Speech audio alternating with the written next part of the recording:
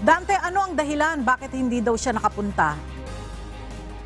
Magandang tanghali, Ella. Tinawagan natin kanina itong si Jeffrey Tumbado. At ayon pa sa kanya, may mahalaga siyang inaasikaso, Ella. Ngunit hindi niya sinabi sa atin kung ano yun. Pero handa naman siyang makipagtulungan sa National Bureau of Investigation o NBI.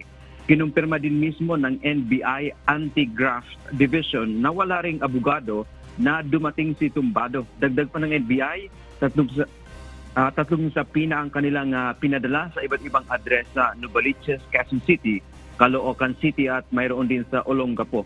Isa rito ang natanggap ng kanyang biyanan. Si Tumbado ay dating Executive Assistant ng Land Transportation Franchising and Regulatory Board na nagbulgar nga ng umano'y katiwalian sa LTFRB.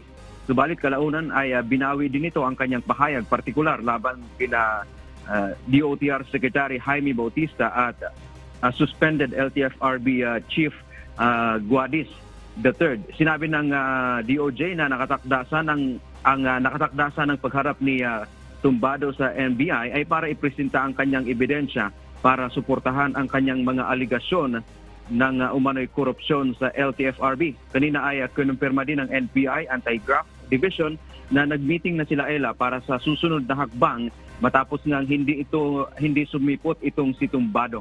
Nagpapatuloy din ang kanilang investigasyon sa mga aligasyon nito ng korupsyon sa LTFRB matapos ipag-utos ng Department of Justice o DOJ.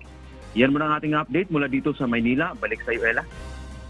Maraming salamat, Dante Amento.